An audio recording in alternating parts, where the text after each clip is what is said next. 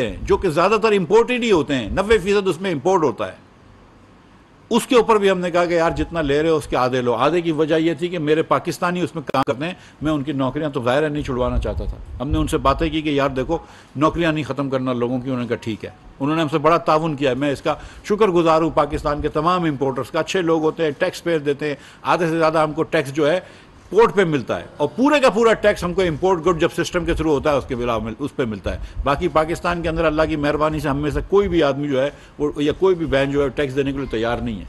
वो जो imported good port से आते हैं वो किसी की फैक्ट्री में जाते हैं, हमारे पास ट्रेस हो जाते हैं, तो हम उसका पूरा सिस्टम का टैक्स लेते हैं।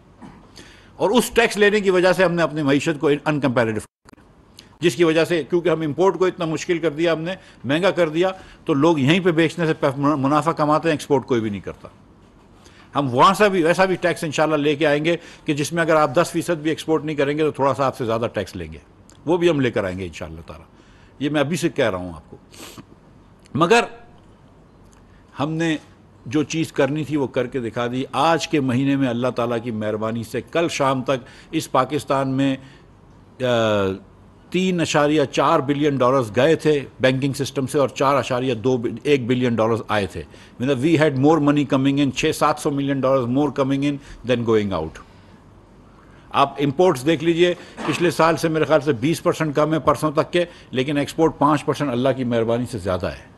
और जो मैंने आपसे कहा है कि एक्सपोर्ट प्लस रेमिटेंस जो है हम रोज़ मॉनिटर करते हैं, वो तकरीबन इंपोर्ट के बराबर रहेगी, वो इंशाल्लाह रहेगी। और वो नज़र आ रही है कि जब से आपने इंपोर्ट को थोड़ा सा कम किया है, थोड़ा सा लगाम दिया है, एनर्जी को भी कम किया और नॉन एनर्जी चीज़ों को भी कम किया, तो ये बेहतरी आई है। जब आपने सस्ती चीज़ें बेची हैं, सब्सिडी पे बेची है, 20% डीजल की कंजम्पशन बढ़ गई, लोगों ने होल्ड किया। ये पेट्रोलियम मिनिस्ट्री की बड़ी बात है, ओगरा की बड़ी बात है कि उन्होंने उस वक्त भी सप्लाई चेन नहीं तोड़ने दी और ये सप्लाई चेन चलती रही।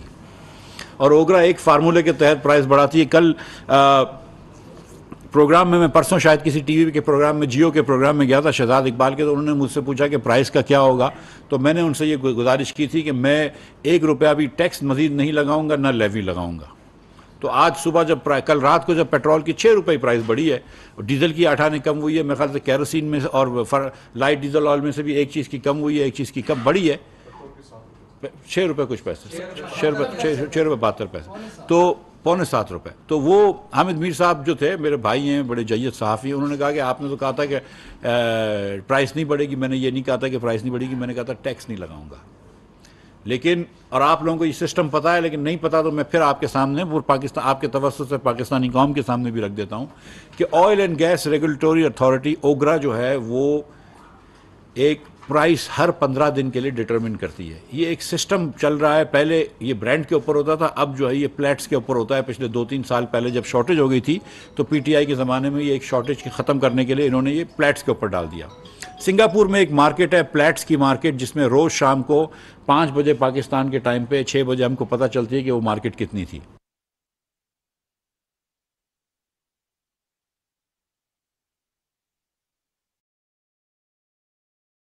वफाकी वज़ीर ख़ज़ाना